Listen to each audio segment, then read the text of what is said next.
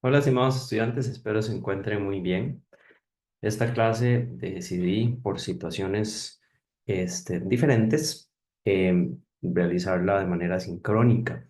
En el curso hemos estudiado principalmente diferentes diagnósticos y el abordaje inicial en casos complejos de dolor, siempre recordando que lo más importante es estar seguros ante que nos enfrentamos. En el apartado que nos toca en este momento, vamos a estudiar sobre la influencia del sueño y especialmente por qué, porque sabemos que en dolor tenemos que tratar también a la persona desde un punto de vista integral, por ende ayudarle a mejorar estados de eh, estilos de vida. Ok, ya hemos hablado un poco de la parte emocional, van a explorar más a fondo con la doctora Melissa la próxima semana sobre depresión, ansiedad. La parte de ejercicio, la parte nutricional, son cosas que tal vez no nos metemos tan de lleno, pero recomendamos. Sin embargo, la parte de sueño sucede que estamos en una posición em, privilegiada en cuanto a encontrar trastornos más profundos del sueño. Y eso es lo que vamos a ver el día de hoy.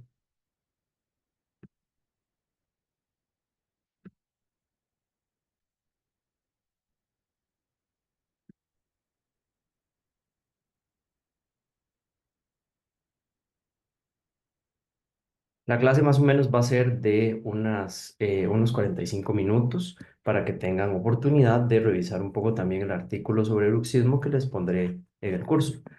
Estudiaremos sobre la apnea obstructiva del sueño y bruxismo y su relación con dolor.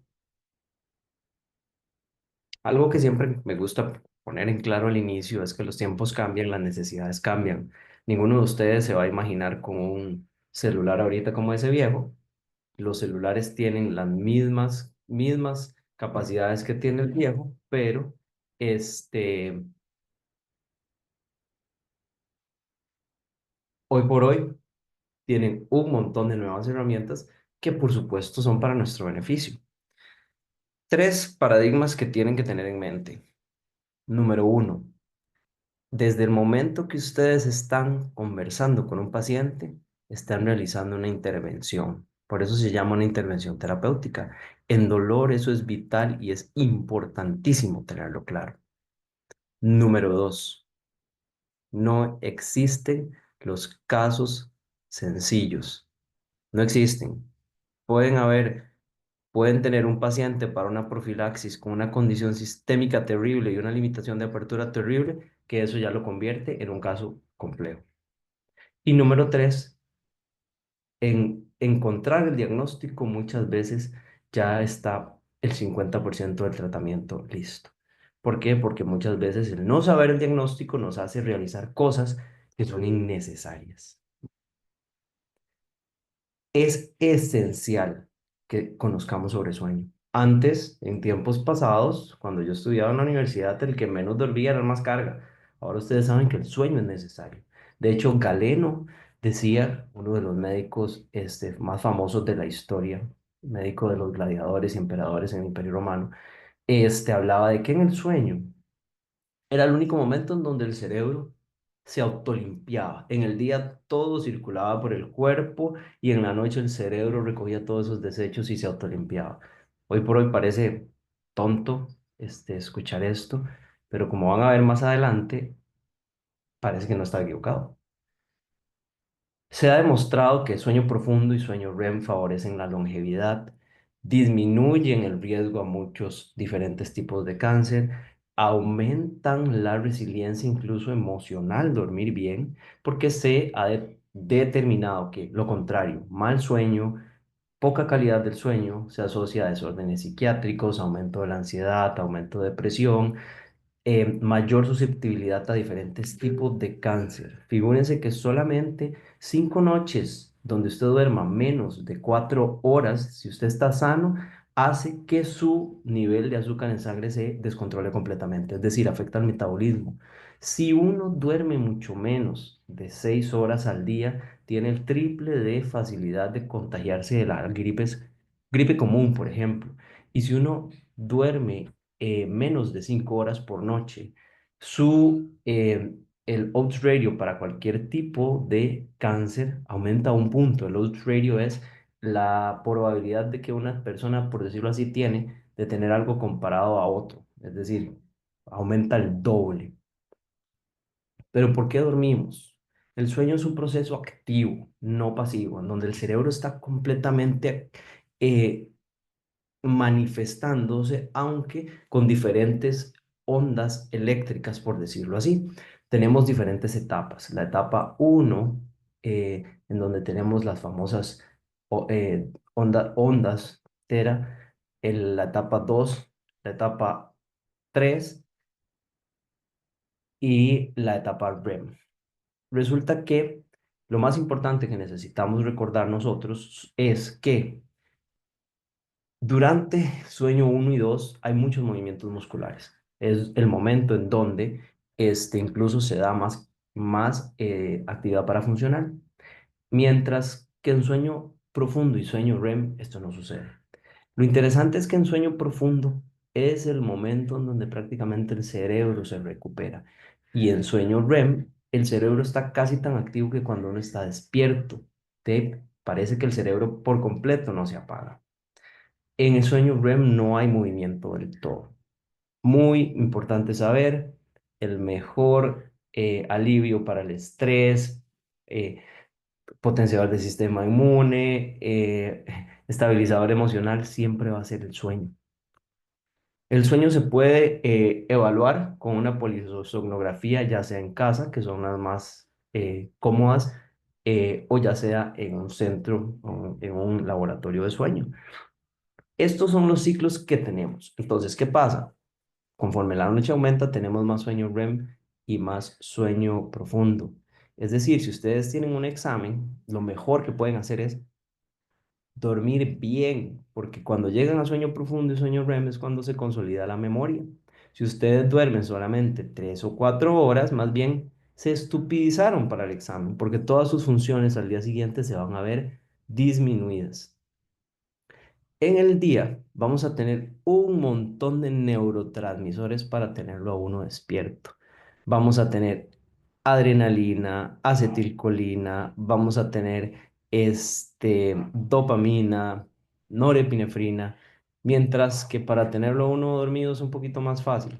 Vamos a utilizar principalmente histamina, orexina y GABA. Especialmente en el día se acumula mucho en el cerebro una sustancia que se llama adenosina. La cafeína es un bloqueador de adenosina, que es, por decirlo así, entre más se acumule, quien va a estimular que se dé el ciclo de sueño. Como todos sabemos, los seres humanos tenemos ritmos circadianos en donde el cuerpo respeta la producción de melatonina según esté presente la luz del sol. Obviamente, diferentes especies tienen diferentes ritmos circadianos. El gurú del sueño, Matt Walker, ha hecho montones de estudios determinando que tanto nuestra salud inmune como sexual, como nuestra memoria, la capacidad de resolución de problemas al día siguiente, se ve completamente disfuncional si no dormimos. Este fue un estudio que realizaron en estudiantes en donde medían la actividad del hipocampo y la actividad del hipocampo con 0 sueño versus 8 horas de sueño era completamente nula. Casi estaban imposibilitados de realizar funciones matemáticas sencillas cuando privaban a los estudiantes de sueño. ¿Qué sucede? En dolor, ¿por qué nos interesa tanto esto? Porque solo una noche de sueño inadecuado aumenta la sensibilidad al sueño en un 126%. Es decir, si mis pacientes con dolor crónico duermen bien, ya tengo un paso adelante ganado. Y vean qué chiva, esto es en sueño REM, donde tienen eh, a la izquierda el cerebro despierto y a la derecha en sueño REM con resonancia magnética funcional, donde se ve el movimiento de todas las cisternas cerebrales. Resulta que lo que Galeno decía es cierto.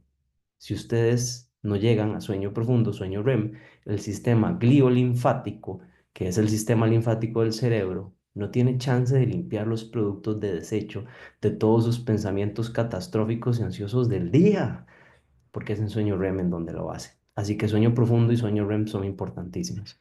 Viene entonces la piedra angular de por qué en odontología y en dolor nos metemos tanto en esto. Pues resulta que sí, el sueño es un periodo de descanso para el cuerpo y la mente. Es un proceso natural que acorta la prestación consciente y donde las funciones están parcialmente suspendidas y debe ser fácilmente reversible. Mientras que dolor es hipervigilancia y conciencia, porque el dolor nos alerta y nos tiene activos para protegernos. Casi que prácticamente el dolor y el sueño son incompatibles al mismo tiempo. Y lo que sucede es que cuando hablamos de sueño, nos dicen mucho de las horas, pero lo que no nos dicen es que necesitamos tener calidad, cantidad y estabilidad de sueño. La última es constancia. Idealmente, y esto es una fácil recomendación de higiene del sueño, que la persona sea constante en a la hora que se levanta y a la hora que se acuesta. Está comprobado que el 80% de los pacientes con dolor orofacial se quejan de insuficiente sueño y el 60% de ellos reportan dificultad, es decir, debemos trabajar en higiene del sueño. Cuando tenemos dolor, áreas del cerebro que se encargan de mantenernos hipervigilantes, como el tálamo, la corteza prefrontal y la ínsula, están hiperactivas, mientras que en el sueño ellas descansan. El CPAP que dice acá es un aparato para la apnea del sueño, ¿ok? Que vamos a ver más adelante. Múltiples estudios sobre cómo reportan los pacientes con dolor crónico, incapacidad para dormir, sueño no reparador, fatiga y sueño excesivo. Asimismo, en cohortes del Facial Pain Prospective Evaluation and Risk Assessment, se ha determinado cómo los pacientes con desórdenes temporomandibulares tienen una alta prevalencia de apnea obstructiva del sueño.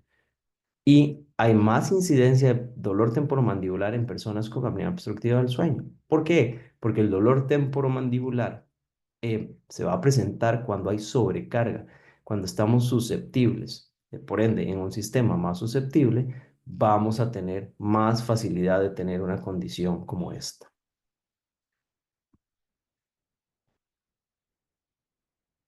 Asimismo, se vuelve un círculo vicioso. Un sueño inadecuado aumenta la ansiedad, un sueño inadecuado cambia el ánimo, un sueño inadecuado disminuye la energía, lo que hace que la persona no pueda hacer ejercicio, no produzca bien en su trabajo, lo que por ende ya no va a traer buenos resultados. Esto va a causar dolor muscular, la falta de inactividad va a causar dolor muscular, por ende el círculo vicioso se va a alimentar, dado nada más a veces no prestar atención en higiene del sueño o otros factores como la apnea. Y ahora sí, ¿qué es la apnea? La apnea se explica fácilmente en donde tenemos 5 o más episodios en donde se interrumpe la respiración por al menos 10 segundos. Y casi siempre va asociado a disminución del oxígeno y ronquido profundo. Tenemos obstructiva, en donde hay ausencia de flujo de aire a pesar de que la persona trate de respirar. Y central, donde el centro neumotáxico se le olvidó respirar. Generalmente la central está asociada a trastornos neurológicos severos o sobreuso de medicamentos. Y la mixta es cuando tenemos ambas. Sucede en la apnea obstructiva que tenemos situaciones anatómicas y ahí es donde ustedes como odontólogos van a entrar en donde tenemos una vía aérea estrecha y el músculo geniogloso, a la hora de relajarse, colapsa. Este es el músculo geniogloso, el de la lengüita. Entonces, en momentos en donde el sueño produce relajación muscular, por ende, el músculo geniogloso, que es el dilatador más grande, se colapsa. Y al relajarse, produce que no entre bien el oxígeno. Así de sencillo se explica la apnea del sueño. ¿Qué sucede? La apnea es cese de ventilación por 10 segundos o más. La hipopnea involucra disminución del flujo de aire y desaturación de oxígeno. El índice de apnea y hipopnea, que es lo que se ve en los estudios del sueño, es el número promedio. Si tenemos de 5 a 15, tenemos apnea leve. Si tenemos de 15 a 30 eventos por hora, tenemos moderada. Y si tenemos más de 30, severa.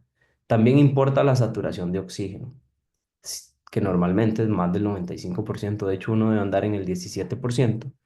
Y si es de 90 a 95, tenemos una situación de apnea leve, de 80 a 89 moderado y menos de 80% severo. ¿Ustedes se imaginan andar con menos de 80% de oxigenación todos los días? ¿Y qué pasa con esto? La apnea se ha comprobado que al interrumpir y no tener un sueño profundo, tenemos una probabilidad elevadísima de problemas cardíacos, depresión, enfermedad cardíaca congestiva, infarto, diabetes. ¿Por qué? Porque tenemos un metabolismo em, completamente disrumpido. Tenemos un sistema cardiovascular en un estado de eh, activación simpática. Tenemos un sistema que tiene activados sus mecanismos de protección a través de al aumento de las resistencias periféricas. Y la parte emocional se explica, por supuesto, por cómo no puede el sistema nervioso central mantener su homeostasis al verse interrumpido el proceso fisiológico de reparación y recuperación a través del sistema gliolinfático. Sí es cierto, la obesidad es el principal factor de riesgo. ¿Por qué? Porque al haber más grasita en el cuello, va a haber mayor facilidad de obstrucción de la vía aérea. Y ahí vienen donde ustedes pueden ayudar en la apnea del sueño al reconocer factores anatómicos. Si tenemos un paciente con mandíbula retrognática, con maxila hipoplásica, con macroglosia, con úvula grandota, con tónsilas grandotas, el espacio va a estar reducido. Si vemos así amígdalas así, si vemos lenguas así de grandes,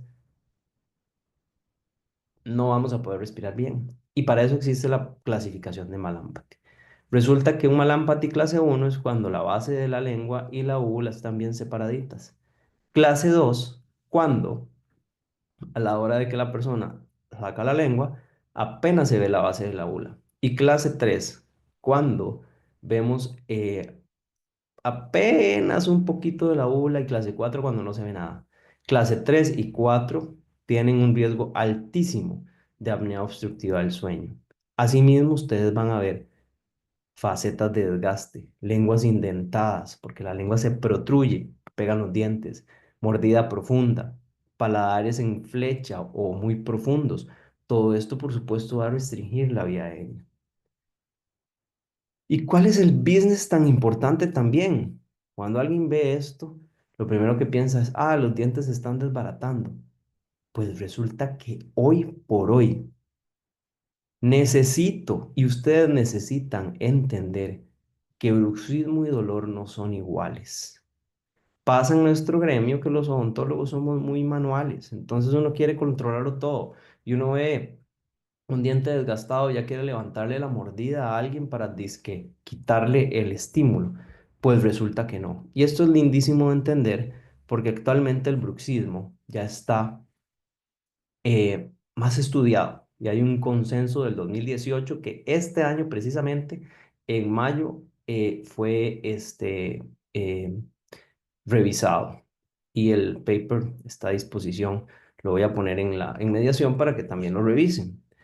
¿Y por qué brinco de apnea a bruxismo? Porque el bruxismo resulta ser, en algunos casos, escuchen esto, un factor protector y natural, normal.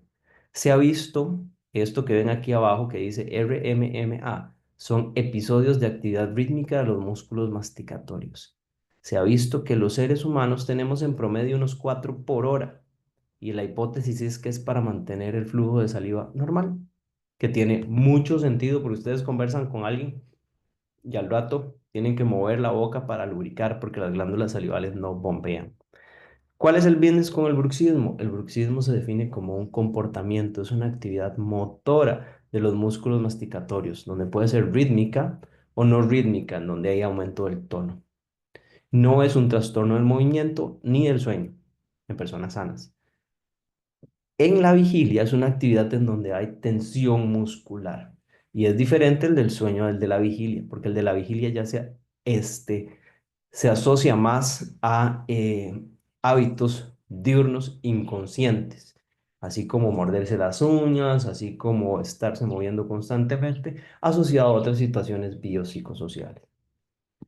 ¿Qué pasa? Escuchen qué crazy. Resulta que el núcleo mesencefálico del nervio trigémino tiene conexión directa con los centros respiratorios y cardíacos. Entonces, cuando alguien se está ahogando por apnea, el cuerpo presiona, y lo hice así para que se burlen de mí por haber hecho el gesto, para tensar el músculo geniogloso y abrir la vía aérea. Resulta que el bruxismo en el 80% de los casos que hay un episodio de apnea es la forma en que el cuerpo abre la vía aérea para que la persona respire. Es decir, el bruxismo puede ser protector. Entonces ahí viene la gran duda. El bruxismo puede presentar tres variables o es un factor inocuo, protector o dañino por las consecuencias que éste pueda tener. Y no es algo estático, es dinámico. ¿Y qué pasa? Cuando ustedes ven una persona con estas facetas de desgaste tan pronunciadas, es muy poco probable que esta persona tenga dolor, porque se vuelven como entrenados, como corredores. Prácticamente sus músculos están muy resistentes y lo que vemos son dientes quebrados. ¿Qué vemos? Sí, cuando tenemos bruxismo severo, piensen en que si tienen estas facetas de desgaste, vamos a pensar en que cuatro cosas principales. La vía aérea puede estar obstruida, ya sea apnea, situaciones anatómicas ortodónticas que hay que corregir, ya sea situaciones de otorrino que hay que corregir o ya sea situaciones de alergias que hay que corregir. Vean todo lo que puede estar asociado a que la persona bruxe más. No es solo estrés, como dicen. Luego, si hay reflujo, los movimientos rítmicos de los músculos masticatorios vienen a ser una forma en donde al producir más saliva, alivianamos el pH. Entonces, en estos casos, viene a ser nuevamente un factor protector.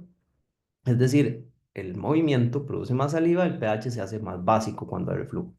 Asimismo, medicamentos que actúen en el sistema nervioso central, así como también situaciones que ya sabemos de desbalance de neurotransmisores, ya sea insomnio, ya sea ansiedad, ya sea depresión, ya sea estrés, todo esto, así como el uso de sustancias, va a hacer que los neurotransmisores se desequilibren, por ende más bruxismo. Nuevamente, bruxismo no es igual a dolor. ¿Ok? Signos que ustedes van a tener cuando alguien tiene bruxismo severo: hipertrofia muscular, casi siempre estos músculos hipertróficos son más fuertes, menos probabilidad de dolor, hendiduras en tejidos blandos, daño a los tejidos duros, afracción, atrición, fallas repetidas de restauraciones, desgaste mecánico de los dientes. Y en implantes dentales generalmente se quiebra el tornillo de unión de la corona del implante. ¿Ok? Y lo que ustedes ven en la boca no quiere decir que la persona está bruxando exageradamente en este momento. ¿Ok? En la parte temporomandibular puede ser un factor agravante al dolor, no necesariamente solo una causa. Puede contribuir a movilidad dental, a recesión gingival, a sensibilidad dental por agrietamientos dentales. Puede exacerbar la enfermedad periodontal, es un tema controversial. Asimismo, la aparición de exostosis y toros no se ha comprobado, pero sí se ve que la mayoría de personas que lo tienen una actividad parafuncional bastante grandecilla. ¿Ok?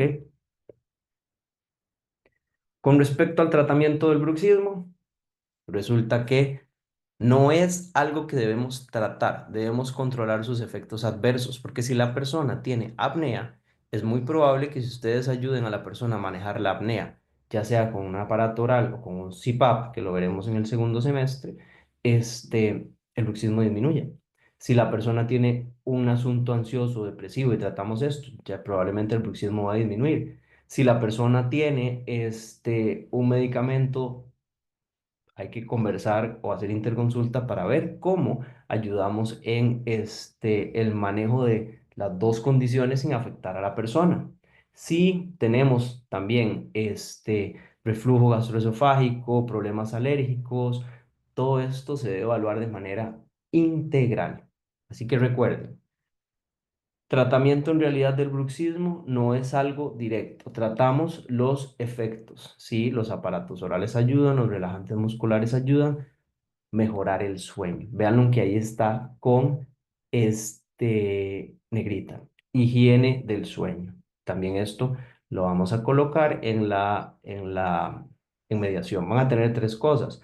El paper sobre el bruxismo, el paper mío sobre el bruxismo y la sobre higiene del sueño, ¿ok? Esto es una introducción corta, bonita, sobre apnea, sobre bruxismo, para lo que vamos a ver en el siguiente semestre, porque ya la parte de aparatos orales lo veremos en el siguiente semestre. La otra clase que vamos a tener a continuación, que va también a estar pregrabada, de más o menos una media hora, sobre em, ya introducción a diagnóstico y tratamiento de desórdenes temporomandibulares. Muchas gracias. Cualquier duda con respecto a esta clase, por favor me escriben lo más pronto. Y va a quedar grabada en mediación para que ojalá la puedan usar y repetir y ver bastantes veces. Sean felices. Paz.